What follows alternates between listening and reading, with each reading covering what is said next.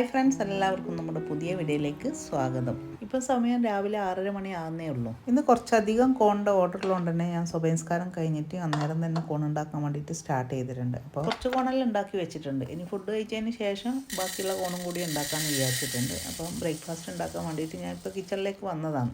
അപ്പോൾ ഇന്ന് ചെറുപയർ വെച്ചിട്ടാണ് കറി ഉണ്ടാക്കുന്നത്. ചെറുപയർ ഞാൻ 1 മണിക്കൂർ മുമ്പെങ്കിലും വെള്ളത്തിൽ കുതിർത്ത് വെക്കലുണ്ടായിരുന്നു. അപ്പോൾ ഇന്ന് രാവിലെ എണീച്ചാലും പിന്നെ കോണിൻ്റെ പണിയിലേക്കായതുകൊണ്ട് തന്നെ ഇത് വെള്ളത്തിൽ ഇട്ട് വെക്കാൻ വേണ്ടിയിട്ട് മറന്നുപോയി. അപ്പോൾ ഇത് ഇന്നിപ്പോൾ വെള്ളത്തിൽ കഴുകിയ ഉടനെ കുക്കറിലേക്ക് ഇട്ട് കൊടുക്കുകയാണ് ചെയ്യുന്നത്. കുറച്ച് സമയം കുതിർത്ത് വെച്ചതാണെങ്കിൽ ഒരു 2-3 വിസിലാകുമ്പോഴത്തേക്ക് തന്നെ പയർ നല്ലോണം വെന്തുടയും. ഇതിനിയിപ്പം കുറച്ചധികം വിസിൽ വരുത്തേണ്ടി വരുന്നേ ഉള്ളൂ, എന്നാലും നല്ലോണം വെന്തുടഞ്ഞിട്ട് തന്നെ കിട്ടും. പിറ്റേന്ന് ഈ പയർ കറിയാണ് വെക്കുന്നതെന്ന് തലേന്ന് തന്നെ ഞാൻ പ്ലാൻ ചെയ്ത് വെച്ചതാണെങ്കിൽ നല്ലോണം കഴുകി വൃത്തിയാക്കിയിട്ട് കുക്കറിൽ വെള്ളം ഒഴിച്ചിട്ട് വെക്കുകയാണ് ചെയ്യാൻ. രാവിലെ ആയിക്കഴിഞ്ഞാൽ കുക്കർ നേരെ അടുപ്പത്ത് വെച്ചിട്ട് ആ വെള്ളമൊന്നും മാറ്റാൻ നിൽക്കില്ല, ആ വെള്ളത്തോടു കൂടി തന്നെ വേവിച്ചെടുക്കുകയാണ് ചെയ്യുന്നത്. എന്താണെന്നറിയില്ല, തലേന്ന് കുതിർത്ത് വെച്ചിട്ട് നമ്മൾ വേവിച്ചിട്ട് കറി ഉണ്ടാക്കുന്ന സമയത്ത് നല്ല ടേസ്റ്റ് ആയിരിക്കും. സാധാരണ നമ്മളിങ്ങനെ ഇടുപിടിന്ന് വെക്കുന്നതിനെക്കാട്ടും നല്ല അടിപൊളി ടേസ്റ്റ് ആയിരിക്കും. പക്ഷെ പറഞ്ഞിട്ട് എന്താ, അധികവും ഇത് മറന്നു പോകും, അല്ലെങ്കിൽ പ്ലാൻ ചെയ്ത് വെച്ചിട്ടുണ്ടാവില്ല.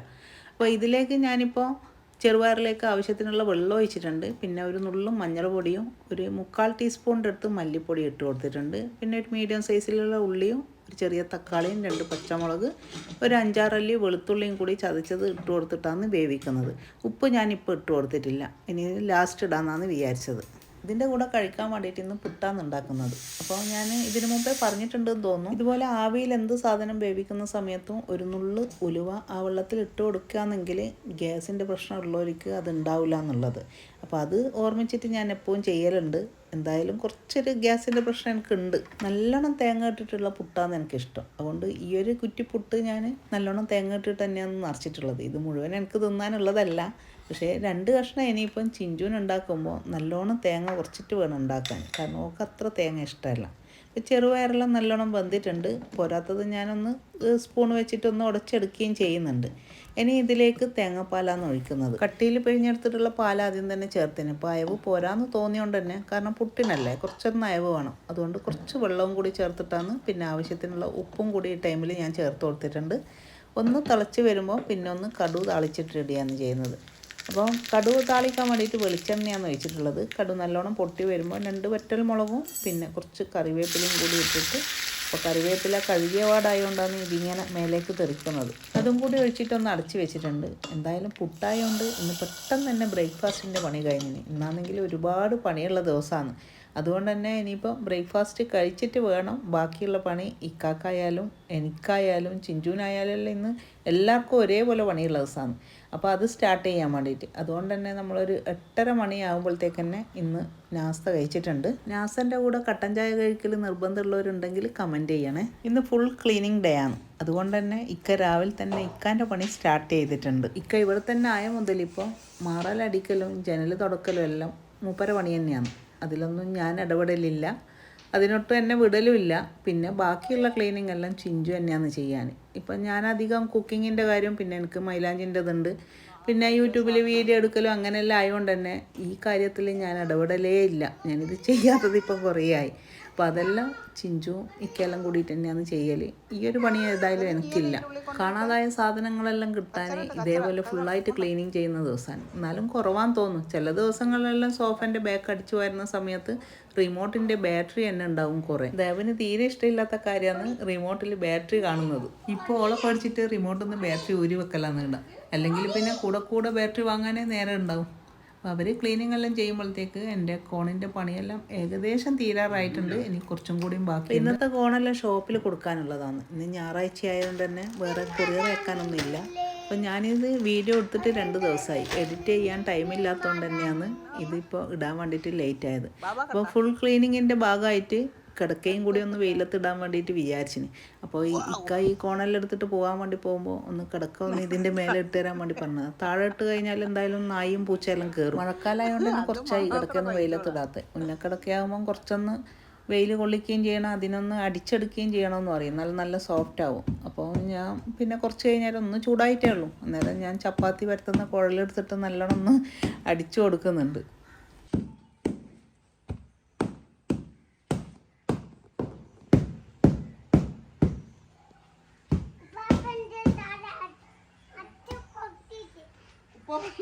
അടിച്ചു പൊളിക്കാനാ അടിച്ചു പൊളിക്കാനാ അടിച്ചു പൊളിക്കുന്ന അടിച്ചു പൊളിക്കണ്ടല്ലോ. ഇപ്പോൾ ഉള്ളിൽ തന്നെ ഇഷ്ടം പോലെ പണിയുള്ളതുകൊണ്ട് പുറത്തിറങ്ങൽ വളരെ കുറവാണ്.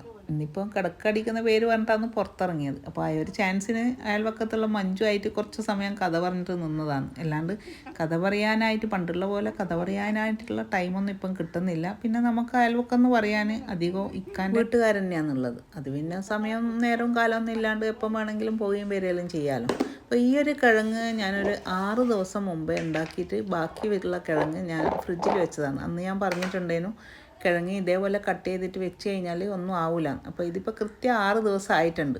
അതാണ് ഞാൻ ഇന്നിപ്പം വെക്കുന്നത്. അപ്പോൾ അങ്ങനെ ഒരാഴ്ച വരെയെല്ലാം ഫ്രിഡ്ജിൽ വെച്ചാൽ കേടാകുമെന്ന് ഒരുപാട് പേർക്ക് സംശയമുണ്ട്. ചിലരൊക്കെ എന്നെ വിളിച്ച് ചോദിക്കുകയും ചെയ്തിട്ടുണ്ട് അങ്ങനെ വെക്കാൻ പറ്റുമോ എന്നുള്ളത്. അപ്പോൾ അതൊന്നും ആവില്ല, നല്ല ഫ്രഷായിട്ട് തന്നെ ഉണ്ടാവുമെന്ന് കാണിക്കാൻ വേണ്ടിയിട്ടാണ് ഞാനിതൊന്ന് ഉണ്ടാക്കുന്ന വീഡിയോയും കൂടി എടുക്കുന്നത്. അപ്പോൾ കഴുകിയിട്ടും തുടച്ചിട്ടും മാറലടിച്ചിട്ടെല്ലാം ക്ഷീണം പിടിച്ചവർക്ക് ജ്യൂസെല്ലാം ഉണ്ടാക്കി കൊടുത്തിട്ടുണ്ട്. ഞാനല്ലേ, ചിഞ്ചു തന്നെയാണ് ജ്യൂസ് ഉണ്ടാക്കിയത്. ഞാൻ അതിൻ്റെ ഇടയ്ക്ക് ചോറ് വെക്കുന്നതും കറി വെക്കുന്നതെല്ലാം തിരക്കില്ലേനു. അപ്പോൾ കിഴങ്ങ് നല്ലോണം വേവിച്ചിട്ട് ഉടച്ച് വെച്ചിട്ടുണ്ട് ഞാൻ. ഇനി വെളിച്ചെണ്ണയിലേക്ക് കുറച്ച് കടുക് ഇട്ടിട്ട് അത് പൊട്ടിത്തീരുമ്പം കുറച്ച് കറിവേപ്പില ഇട്ട് കൊടുക്കുന്നുണ്ട്. പിന്നെ കുറച്ച് കുഞ്ഞുള്ളിയാണ് ഇട്ട് കൊടുക്കുന്നത്. സാധാരണ ഉള്ളി ഇടാം. അപ്പോൾ ഞാനിപ്പം കുറച്ചും കൂടി നല്ലൊരു ഫ്ലേവറിന് വേണ്ടിയിട്ട് കുഞ്ഞുള്ളിയും പച്ചമുളകും ഇട്ടിട്ടുണ്ട്. അതൊന്ന് ജസ്റ്റ് ഒന്ന് വാടി വരുമ്പോൾ ഇതാ ഉടച്ച് വെച്ചിട്ടുള്ള കിഴങ്ങും കുറച്ച് തേങ്ങയും ഇട്ടിട്ട് ഇതിനൊന്ന് മിക്സ് ചെയ്യാമെന്ന് ചെയ്യുന്നത്. അപ്പോൾ കിഴങ്ങൊന്നും ആയിട്ടില്ല, നല്ലോണം ഉടഞ്ഞ് വന്നിട്ടുണ്ട്.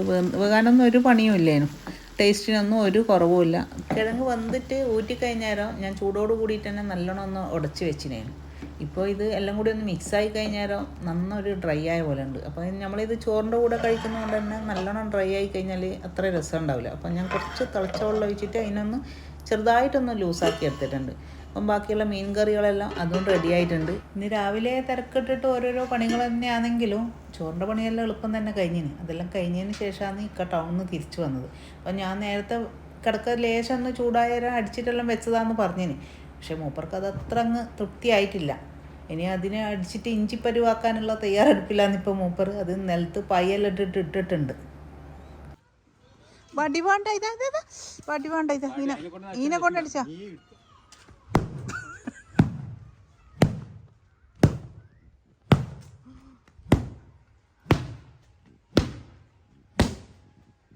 എന്നോടുള്ള ദേഷ്യാന്ന് തോന്നും അല്ലേ. നോക്കട്ടെ, മുഖം നോക്കട്ടെ, നോക്കണ്ട ഇങ്ങോട്ടോക്ക്.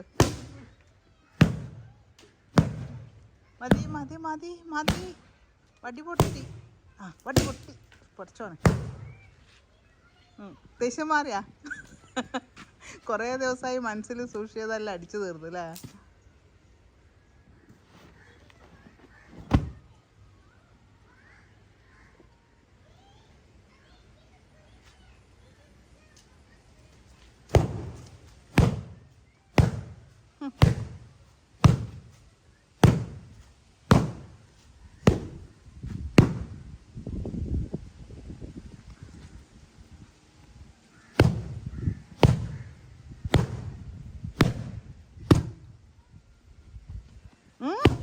എന്നെ കൊള്ളായിരുന്നു. മറിച്ചിട്ടോ, നേരത്തെ മറ്റേ ഭാഗേനുള്ള ഈ ഭാഗം ഇടണ്ട.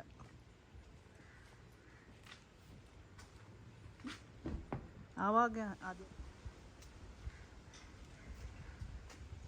ചിഞ്ചു, നീ ഇത് പണ്ട് മഷി വരക്കിയതാ കേട്ടാ കിടക്കയില്. ഉച്ച കഴിഞ്ഞാൽ ഇപ്പം കുറേ ദിവസമായില്ലേ നല്ല ഇടിയും മഴയെല്ലാം. അതേപോലെ തന്നെ ഒരു 3 മണി കഴിഞ്ഞേരം കിടക്ക പുറത്തുള്ള കാര്യമേ മറന്നുപോയി ഞാൻ. നല്ലൊരു ഇടി പൊട്ടി. അന്നേരമാണ് ഇത് ഓർമ്മ വന്നിട്ട് പെട്ടെന്ന് തന്നെ പോയിട്ട് ഇക്ക് എടുത്തത്. അല്ലെങ്കിൽ ഇന്ന് കിടക്കൻ്റെ കാര്യത്തിൽ ഒരു തീരുമാനമായിട്ടുണ്ടാവും.